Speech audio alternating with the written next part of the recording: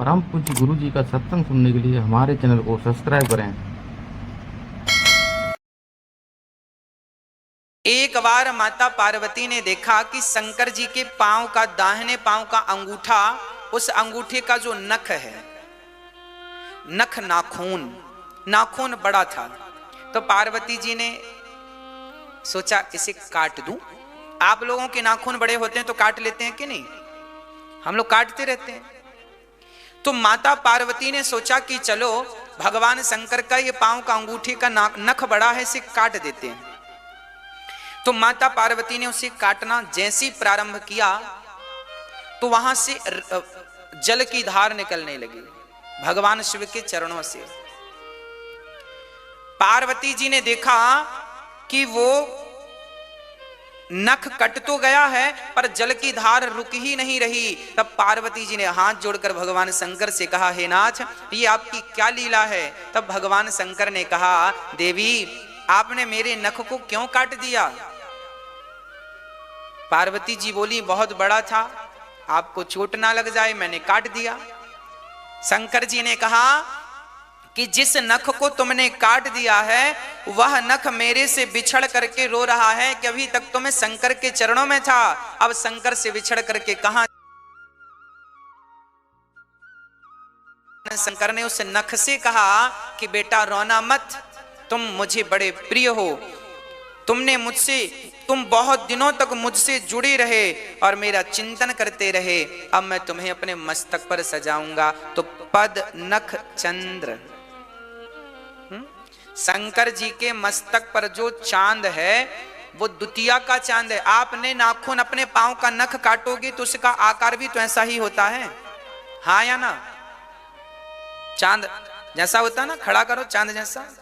तो शंकर जी के मस्तक पर जो चांद चंद्रमा है वो पद नख चंद्र है, उसे पद नख चंद्र कहते हैं। चांद का नाम क्या है उसका? पद नख चंद्र। पांव के नख का चांद है, इसलिए पद नख चंद्र कहा जाता है। द्वितीया का चांद जैसा होता है वैसे ही वो आकार है। तो शंकर जी ने उसे मस्तक पर धारण कर लिया। कोई प्रश्न करे शंकर जी चांद को क्यों मस्तक पर धारण करते हैं?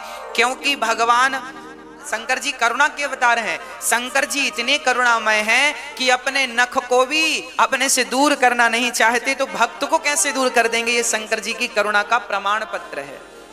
जब वो, अच्छा ये बताओ, आपने भी कितने बार अपने नख काटे होंगे, तो क्या आपने संभाल के रखा है? तिजोरी में रखा है, फ्रिज में रखा है, कहाँ है? फेंक दिए कि नहीं? पर शंकर जी तो अपने पांव का नख भी फेंकना नहीं चाहते। शंकर जी कहते हैं जो मुझसे एक बार जुड़ गया मैं उसे अपने से दूर करना नहीं चाहता, वो नख ही क्यों ना हो। तो शंकर जी का स्वभाव ऐसा है, इसलिए उन्हें कर्पूर गौरम करुणा, वो करुणा के अवतार हैं कि एक बार कोई उनकी शरण में चला जाए तो भगवान उसे स्वीकार कर लेते हैं। ऐसे भगवान का स्वभाव है। ऐसे स्वभाव वाले भगवान शिव को, माता पार्वती को गोस्वामी जी कहते हैं मैं इनकी वंदना करता हूं। गोस्वामी जी अब बढ़िया भगवान की कृपा का वर्णन करते हैं। देखिए,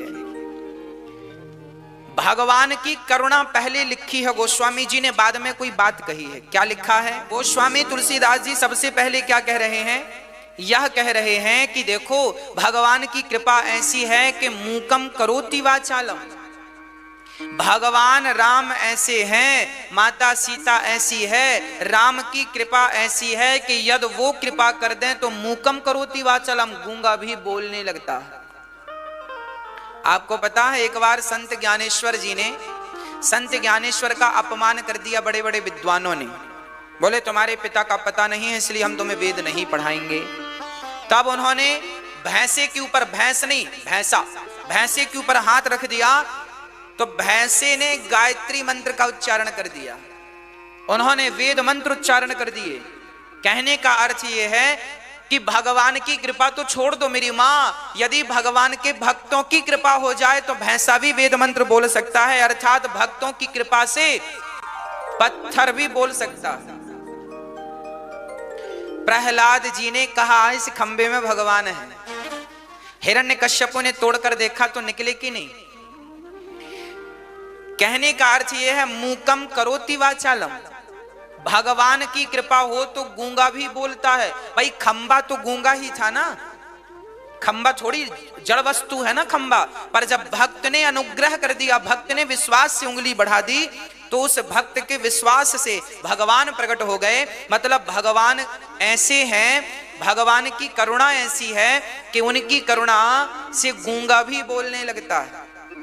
भगवान की तो छोड़ दो, भगवान के भक्त की बड़ी महिमा है, भगवान की तो लिखी ही है। एक संत ज्ञानेश्वर जी ने ये बात जो हम कह रहे हैं, ये श्री नाभादास जी महाराज अपने दिव्य ग्रंथ में भक्तमाल में लिखते हैं। भगवान की कृपा ऐसी है कि गूंगा भी बोलता है और लंगड़ा भी पहाड़ लांघ जाता।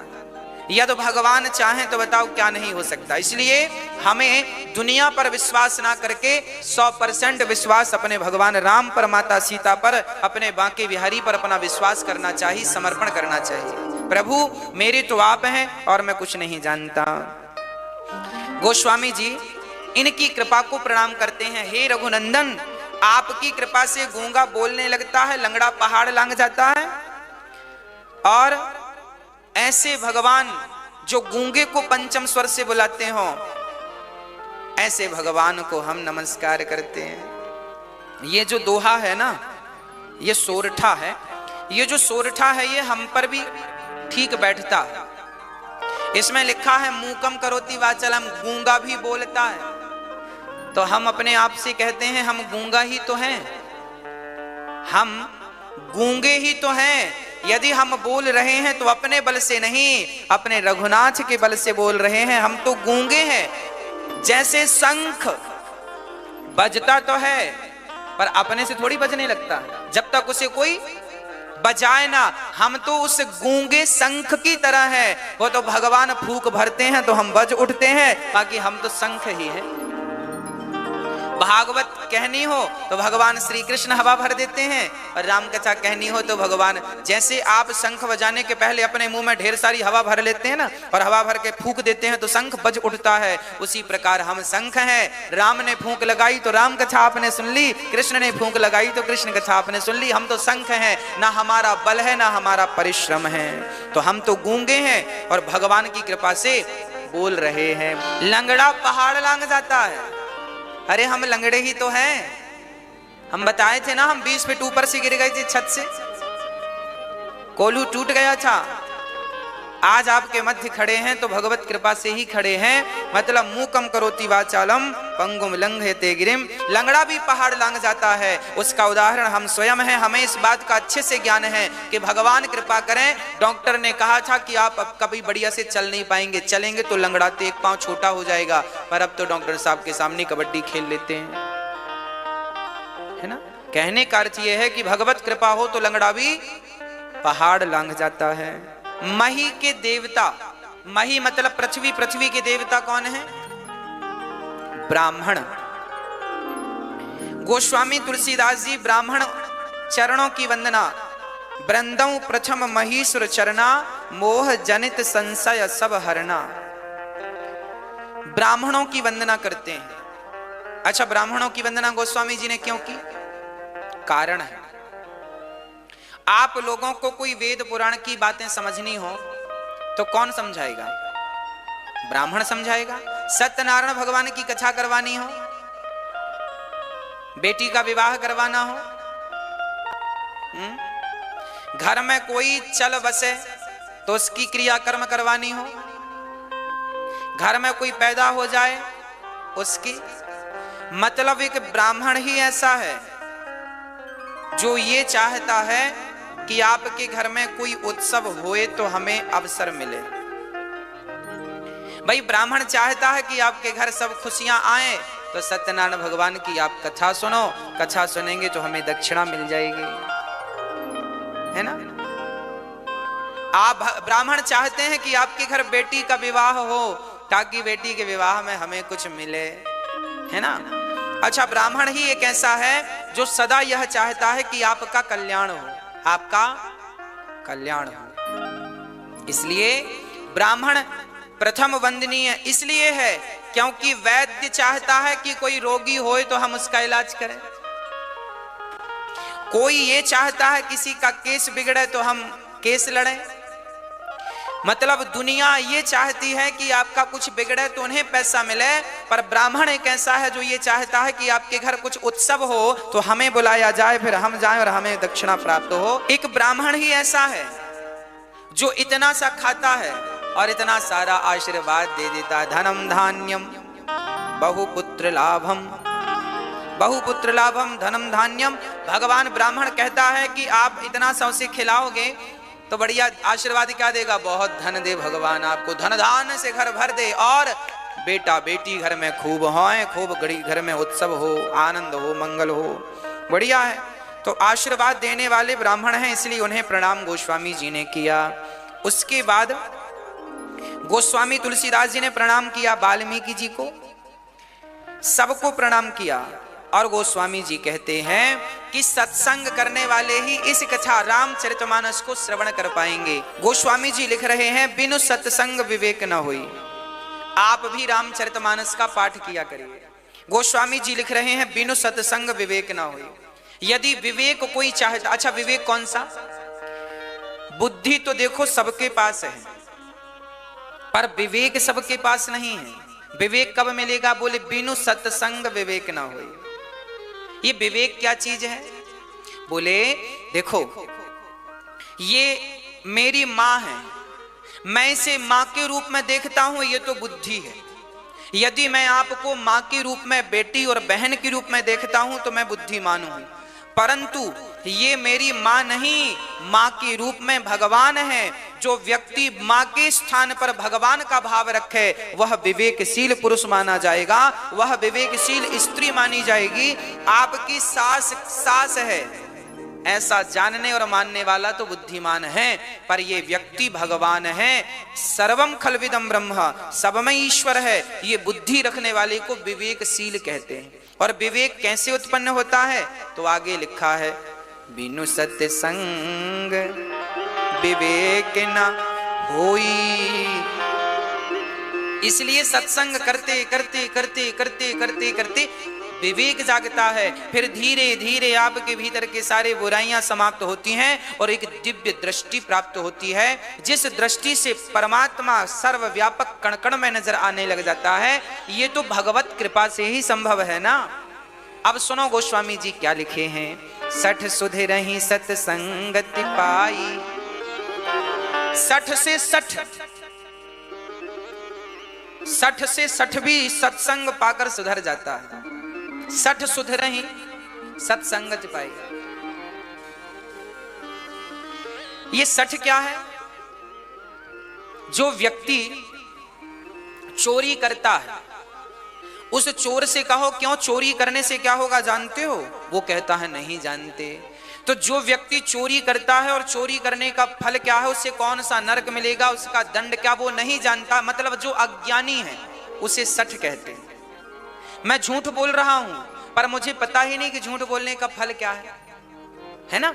जो व्यक्ति भोला है, भोला भाला, चोरी कर रहा है, उसे पता ही नहीं कि चोरी करने से क्या होता, इसे सठ कहते हैं। ऐसे लोगों को यदि सत्संग मिल जाए, एक बार इसकी चर्चा मुझे याद आ गई, जरा सुनिएगा। एक गुरुजी कथा में सुना रहे थे कि भगवान श्री कृष्ण जब गैया चराने गए तो मां यशोदा ने कान में, एक चोर एक दिन कथा सुनने आया, आज उसे कुछ मिला नहीं तो उसको लगा चलो आज कथा ही सुन लें। गांव में गुरुजी आए थे और कथा सुना रहे थे, तो गुरुजी ने कथा सुनाई। तो कथा में भगवान की गैया चराने की लीला का गुरुजी वर्णन कर रहे थे। गुरुजी ने कहा आज मां ने भगवान श्याम सुंदर के गले में हीरे मोती के माला पहनाए 10, कान में बढ़िया मोती हीरे के कुंडल पहनाए, और यहाँ सोने का बाजूबंद, गले में सोने के हाथ में बड़े बड़े कड़े, और बढ़िया बढ़िया 1-1 करोड़ रुपए की कीमत का हीरा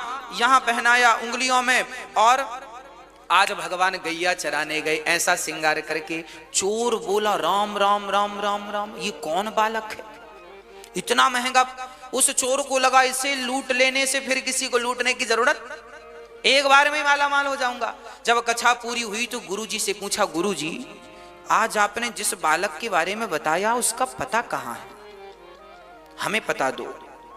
अच्छा, गुरुजी को नहीं पता था कि ये चोर है, उसने कहा गुरुजी पता लिखवाओ। तो गुरुजी ने बोल दिया कि भाई ये तो वृंदावन की लीला है, वृंदावन जाना, वहां के जंगलों में वहां ठाकुर जी गैया चराते थे। उसने लिख लिया। अब उसने पकड़ी ट्रेन, आया वृंदावन, पूछा कि भैया ये यशोदा का बेटा गैया चराने किस तरफ जाता है? ये बिल्कुल सत्य घटना है, ये घटना घटी है, इसलिए मुझे आज स्मरण आ गई। तो वो चोर वृंदावन आया और वो गैया किस तरफ चराने जाते हैं, तो लोगों को क्या लगा कि ये पूछ रहा है कि भगवान ने गैया कहां चराई। तो लोगों ने बता दिया भाई ये जंगल है, यहां भगवान गैया चराने जाते थे। तो उसने किसी से पूछा क्यों, आज भी आएंगे क्या गैया चराने? तो वो भी भगत आदमी था, बोला हाँ भगवान की तो लीला नित्य है, वो तो रोज आते हैं गैया चरा, जैसे रास रचाने निधिवन में आते हैं ऐसे गैया चराने। चोर बोला क्या आप बता सकते हैं कहाँ? बोले हाँ यमुना के तट पे ही रहेंगे। अब चोर गया चुपचाप यमुना के तट पर बैठा रहा। और गुरुजी ने कहा था कि उसका रंग सांवला है, घुंघराले से बाल होंगे, आंखें बड़ी कजरीली सी हैं, गला सुंदर है, गाल बड़े सुंदर हैं और बड़ा अद्भुत दर्शन है। अब वो पेड़ पर बैठ गया, देखा गैया चराने वाला तो आया नहीं, कब आएगा कब आएगा कब आएगा। वो वही ध्यान में डूब गया, वही ध्यान में कि उनकी आंखें बड़ी सुंदर है, गाल बड़े सुंदर है, घुंघराले से बाल हैं। बस यही वो दिन भर चिंतन चलता रहा। अब जो बालक वो देखा उसमें उसे कृष्ण का दर्शन होने लग गया।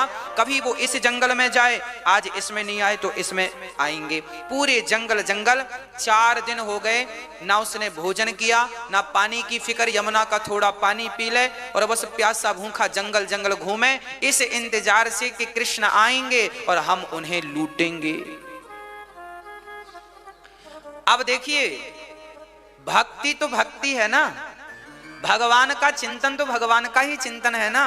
तो वो चोर जब 4 दिन हो गए और बस भूख से बस अब उसका चला नहीं जाता, हाथ पांव नहीं चल रहे हैं, ज्यादा चल नहीं सकता, एक पेड़ पर चढ़ गया और उसने संकल्प ले लिया कि श्याम सुंदर यदि नहीं आए तो मैं मर जाऊंगा, परंतु अब मैं यहां से जाऊंगा नहीं।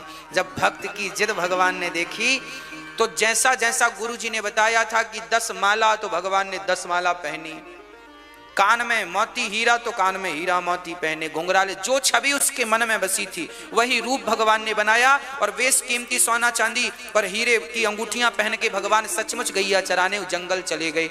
उसका प्राण निकलने वाला था, प्राण जाने वाले थे, तब उसने देखा कोई गैया चराने आ रहा है, उतर गया, चुपचाप खड़ा हो गया और देखा वही बालक था।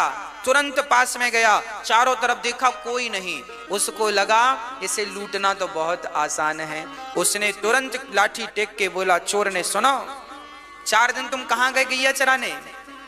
भगवान बोले भैया हम तो यहीं गए थे गैया चराने, इस तरफ। अच्छा तुम इस तरफ गए थे, पर हम तो इस तरफ चले गए थे। हाँ फिर कल कहां गए थे? बोले कल हम इस तरफ। चोर ने कहा फिर हम इस तरफ चले गए थे। चोर ने कहा सुनो तुम्हारी मैया कहाँ है? हमारी मैया तो घर पे है। बाबा घर पे है, मित्र सब गांव, तुम अकेले हो? हाँ हाँ हम अकेले हैं। तो सुनो चलो अपने सारे माला उतारो। क्यों? भगवान बोले क्यों माला उतारे अपने? हम चोर हैं, चोर तुम्हें लूटने आए हैं। अच्छा हमें लूट लोगे? हाँ हाँ हम लूट लेंगे तुम्हें। भगवान ने अपने सारे माले उतार दिए और क्या? बोले अंगूठी उतारो, भगवान ने अंगूठी उतार दी। कान की उतारो, भगवान ने कान के उतार दिए। और जब कान के, हाथ के सब श्रृंगार ठाकुर जी ने उतारा, उसके बाद उसकी झोली भर गई सोना चांदी हीरा मोती से। तब भगवान ने उसकी तरफ देखा और देखकर मुस्कुरा दिया, और ज्यों भगवान मुस्कुराए तो उसके हाथ से सोना चांदी हीरे मोती की झोली नीचे गिर गई। और वो श्याम सुंदर की मुस्कान को देखकर कितना आनंदित हुआ, चरणों में गिर पड़ा, हे नाथ कौन है आप?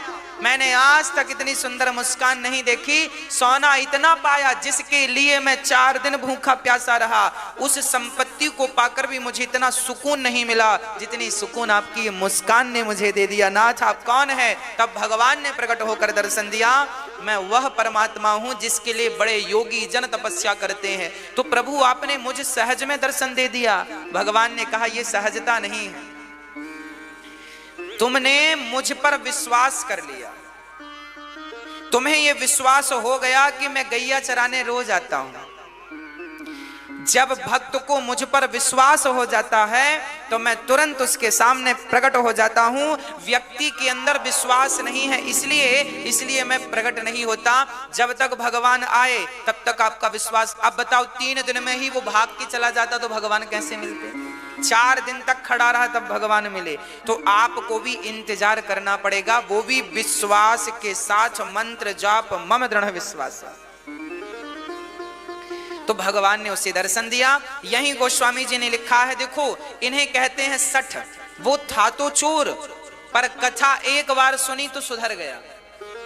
तो जो एक बार में सुधर जाएं और सदा के लिए बुराइयों से हट जाएं, उन्हें सठ कहते हैं। जैसे पारस पत्थर का स्पर्श होते ही लोहा सदा सदा के लिए सोना बन जाता है, ऐसे गलत मार्ग पर चलने वाला सत्संग पाकर एक बार में ही जो सही मार्ग पर आ जाए उसे सठ कहते हैं। और सठ सुधर ही सत्संगति पाई, ये सुधर सकते हैं। ऐसे सठ के बारे में गोस्वामी जी लिख रहे हैं। और अब गोस्वामी जी खलों की वंदना करते हैं। खल, खल जानते हैं किसे कहते हैं? मैया, ओ मैया। खल किसे कहते हैं? खल को 2 अक्षर अलग अलग करो, खा और ला। खा मतलब खाए और ला मतलब लड़े। खाए और लड़े, खाए और ढिसुम, खाए और ढिसुम, इन्हें खल कहते हैं। जिनके 2 ही काम है, खाना और इसमें तीसरी चीज और जोड़ो, जिनका खाएं उन्हीं से लड़ें, इन्हें खल कहते हैं, है ना? आपने देखा होगा कुछ लोग लड़ते हैं, खाना और लड़ना, आपसी लड़ जाते हैं।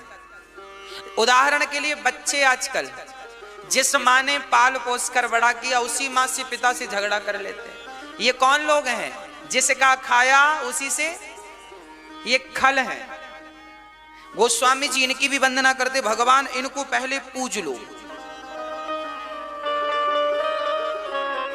इनको पहले प्रणाम कर लेने से ना दिक्कत नहीं। इनको छोड़ दिया तो फिर ये कुछ ना कुछ तिगड़म लगाना शुरू करेंगे, इसलिए इनको प्रणाम दूर से कर लो। भैया खल जी, राधे राधे, राम राम जी, उसको अच्छा लगेगा।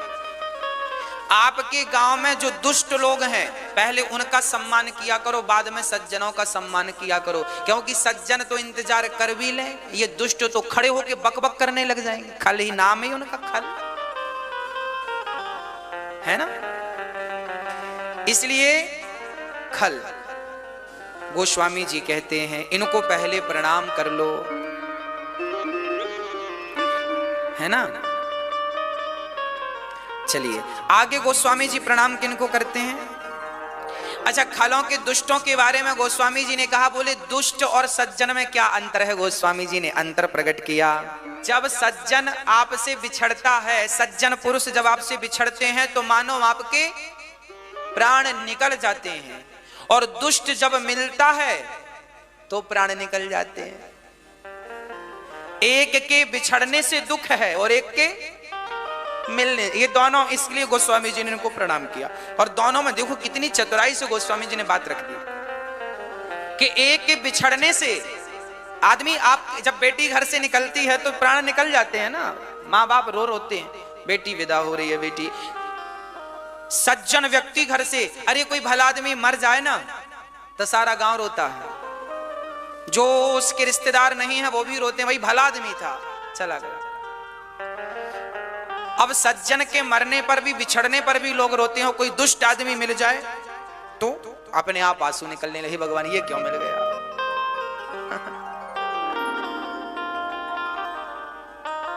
जो आपसे हर बार पैसा मांगता हो, है ना, भाई हमें 1000 रुपए दे दो।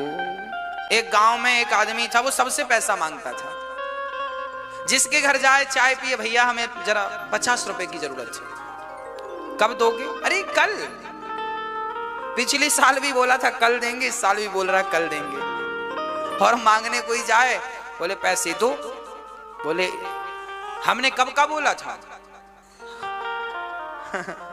उसने कहा हमने तुम्हें देने का कब का बोला था। तो सामने वाला बोला तुमने बोला था कल देंगे, तो उसने कहा कल ले लेना,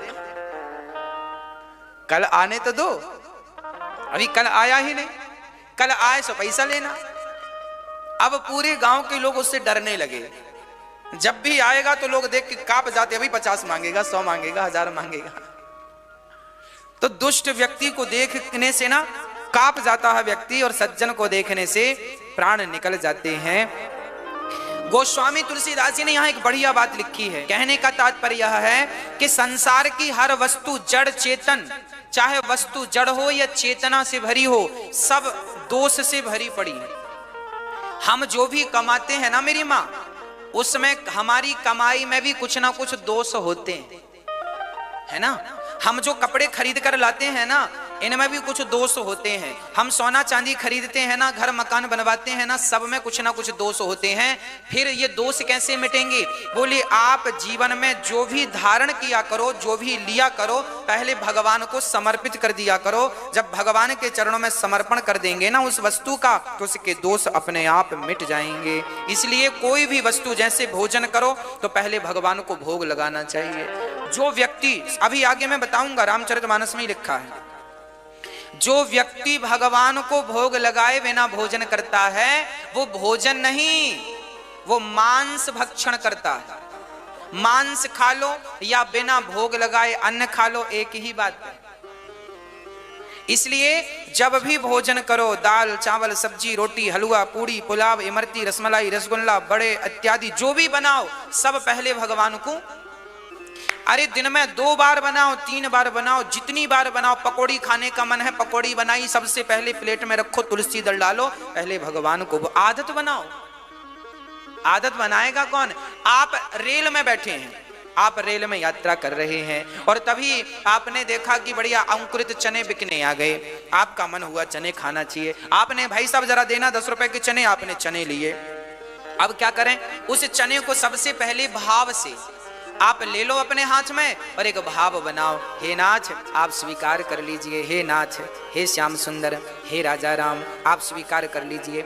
ऐसा बोल दो, हे नाथ आप स्वीकार करो, बस भोग लग गया, खत्म बात। बस भोग वो अपने हाथ में तुलसी की माला सदा रखना चाहिए। इससे क्या होता है, जो भी वस्तु आप खाएंगे, खाने के पहले इस तुलसी की माला को उसमें चढ़ा दें, स्पर्श करा दें। जैसे ये दोना है, चने भरे हैं, इसको टच करा दीजिए तो तुलसी चढ़ गई, ये तुलसी की है तो ये चढ़ गई, फिर भगवान को भोग, हे नाथ स्वीकार कीजिए। बस इतना कहना है, ये भगवान ने खा लिया, उसके जो दोष थे वो खत्म।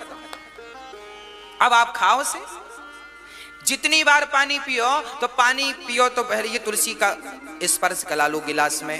ये तुलसी है ना, पवित्र करती है, इसलिए संत जन अपने हाथ में सदा तुलसी रखते हैं, आपको भी रखना चाहिए। इसलिए हम लोग तुलसी की माला गले पे धारण करते हैं कि जब प्राण निकलेंगे तो कम से कम तुलसी तो गले पे रहेगी।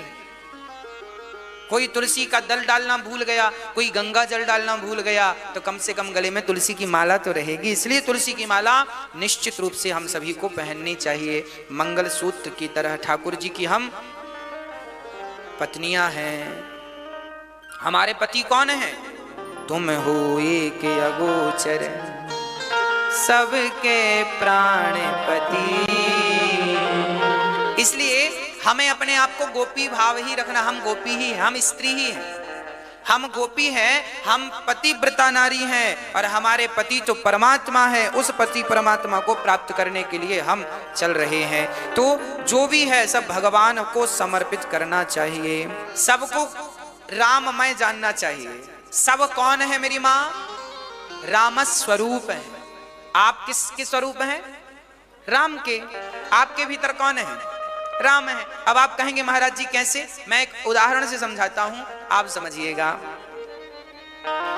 आपके घर में एक पत्थर है कि नहीं? चलो, पुराने जमाने में ना जो घर होते थे ना, उन घरों में जो दरवाजे होते थे, उन दरवाजों को किनारे पे खड़ा करने के लिए, क्योंकि बार बार वो लुढ़क जाते थे, तो लोग पत्थर रखा करते थे किनारे। गांव में हमने हमारे घर पे भी था, इसलिए अपने को याद है। आपके घर में पता नहीं था कि नहीं। पुराने जमाने के जो घर थे ना, उनके दरवाजा बार बार लुढ़क जाते थे, तो एक पत्थर लोग रखा करते थे। वो आज की तरह वो सिस्टम नहीं आता था ना कि आने लगा तो पत्थर रख। चलिए, मैं तो आपको कुछ और समझाऊं। आपके घर में जो पत्थर है, अच्छा उस पत्थर को पांव से ही हटाते थे, पांव से हटाते थे, दरवाजा लगाते थे, फिर दरवाजा खोल के पांव से वहां अड़ा देते थे, लगा देते थे। आप समझ रहे हैं मेरी बातों को? चलो बातों को ना समझो, भावनाओं को तो समझो, है ना? तो अच्छा, वो पत्थर में हमेशा कोई हाथ नहीं लगाता था, सदा उसको पांव से लतियाते थे, पांव से आगे कर दिया, फिर पांव से ठीक कर दिया। अच्छा, जो पत्थर आपके घर में पांव खाता, अर्थात सबके लात खाता है, जो आए सो लात मारे, जो आए सो लात मारे। सुनिएगा, जिस पत्थर पर आपने 1,00,000 बार लात मारी हो, उस पत्थर को मैं किसी मूर्तिकार को दे दूं और मूर्तिकार को देकर कहूं भैया इसमें बढ़िया राम जी का स्वरूप बना दो, राम जी की मूर्ति बना दो, तो मूर्तिकार जो पत्थर की मूर्तियां बनाते हैं वो छोटी सी ही सही उस पत्थर की मूर्ति बना सकता है कि नहीं? बना सकता ना? बढ़िया राम जी की आंखें बना देगा, गाल बना देगा, धनुष बाण बना देगा।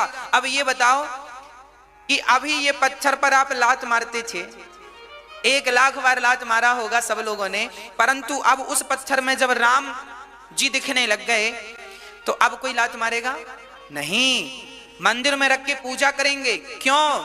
अच्छा मुझे एक बात और बताओ कि उसमें राम जी क्या पहले नहीं थे जब आप लात मार रहे थे? थे ना? अरे मूर्तिकार ने कोई राम जी पत्थर में बाहर से लाके थोड़ी डाल दिए, वो तो पत्थर का बाहरी आवरण हटाया, जब बाहरी आवरण उसने हटाया तो बढ़िया सी मूर्ति प्रकट हो गई। जैसे हर कंकड़ में, हर पत्थर में, हर व्यक्ति में, हर वस्तु में वह परमात्मा छिपा है।